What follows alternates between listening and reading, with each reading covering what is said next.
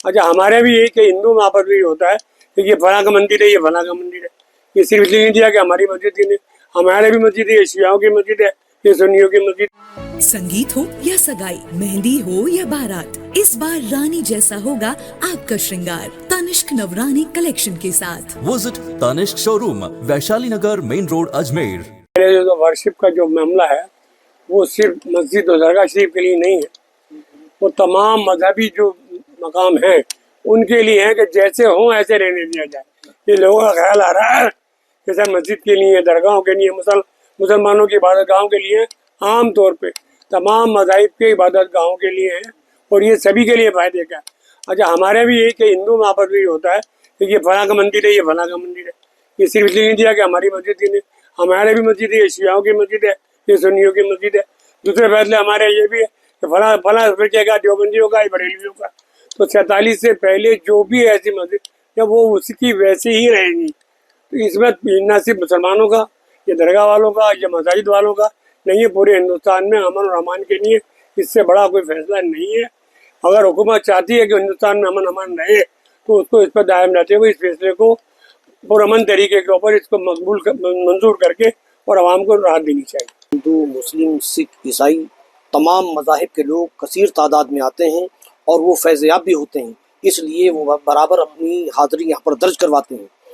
अब ये फ़िरका परस्तों को देखा नहीं जा रहा है कि ये ऐसा आस्थाना है कि यहाँ पर तमाम मज़ाहिब के लोग आते हैं, उनको किस तरीके से रोका जाए, किस तरीके से उनके दिलों में नफ़रत डाली जाए, तो उसका ये बीज बोया जा रहा है और इससे कोई असर नहीं पड़ेगा। जिनको फैज़ मिल रहा है वो बराबर हाज़िरी देते रहेंगे और गरीब नवाज का फैज़ आम से आमतर होता रहेगा। इस पूरे मामले में राजस्थान सीएम से मिलने की कोशिश है। देखिए ये मामला जो है राजस्थान के सीएम के अलावा ये सेंट्रल मिनिस्टरों तक और पीएम वगैरह से भी मुलाकात की जा सकती है, क्योंकि ये मसला मुसलमानों के लिए इससे बड़ी खानकाह, इससे बड़ी जगह नहीं हो सकती। गरीब नवाज का मसला है, सिर्फ हम नहीं बल्कि पूरे हिंदुस्तान का मुसलमान इस मामले में मुत्तहिद है कि हुजूर गरीब नवाज रज़ी अल्लाह तआला अन्हु की बारगाह में जो गुस्ताखी हुई है ये मुसलमानों के लिए नाकाबिल बर्दाश्त है और हम इस सिलसिले में जहाँ पर भी जाना पड़ेगा वहाँ पर जाएंगे। तो देश के पीएम को इस पर दखल देनी चाहिए। बिल्कुल उनको देना चाहिए। ये जो जिस तरीके से कार्रवाई शुरू हुई है, एक छोटी कोर्ट में जाकर इतना बड़ा फैसला हो रहा है और वो साबित कर दिया सुप्रीम कोर्ट ने कि इनको कोई राइट और कोई हक नहीं है कि मामला को आगे बढ़ाइए। वहाँ के लिए उन्होंने फैसला दिया है संभल के लिए, मगर उसका इतलाक यहाँ पर भी होता है कि इतने बड़े मामले को एक छोटी सी कोर्ट ये फैसला देते, इससे बहुत सख्त नाराजगी है और ये नाकाबिल कबूल, नाकाबिल बर्दाश्त है और सब हुजूर गरीब नवाज के करोड़ों मानने वालों की दिल आज़ारी से हुई है और इस सिलसिले में नहीं मालूम कितनी बड़ी बड़ी तहरीकें चलाई जा सकती हैं। देखिए आज मुंबई से चलकर आलमी तहरीक रज़ा एकेडमी का वफ्द अजमेर शरीफ की हुजूर गरीब नवाज की बारगाह करम में हाज़िरी की नीयत से हाजिर आया है और इंडिया सुन्नी जमीयतुल उलमा के बहुत सारे ज़िम्मेदारान यहाँ इकट्ठा आए हैं अजमेर मोहल्ला में।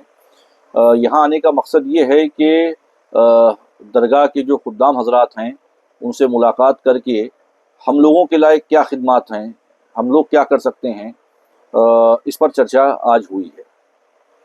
रज़ा एकेडमी कुछ कर रही है इस पूरे मामले पर? रज़ा एकेडमी ने कल सरजमीन मुंबई में एक बहुत बड़ा एहतजाज दर्ज कराया और उसके सरबराह जो थे अल्लामा सईद नूरी साहब ने, उन्होंने कहा कि वो शख्स जिस पर 18 केसेस हैं, क्रिमिनल केसेस हैं, वो मुल्क के अमन व अमान को ख़राब करने के लिए अजमेर मोहल्ला की और सुल्तानुल हिंद अताए रसूल ख्वाजा मुइनुद्दीन चिश्ती हसन संजरी हुजूर गरीब नवाज की बारगाह करम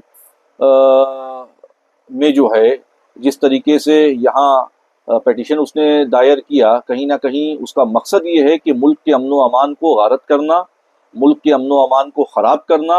वो शख्स जिस पे 18 केसेस हैं वो इस तरीके का अगर कदम उठाता है तो उससे साफ जाहिर है कि वो मुल्क में जो कौमी एकजहती का माहौल है, हिंदू मुस्लिम भाईचारे का जो माहौल है और हुजूर गरीब नवाज का दरबार जो हिंदू मुस्लिम सिख ईसाई सब के लिए गहवारे अमन है, उस अमन को मुतासिर करने के लिए इस तरीके की एक सोची समझी साजिश है जिसका हिस्सा वो बने हुए हैं।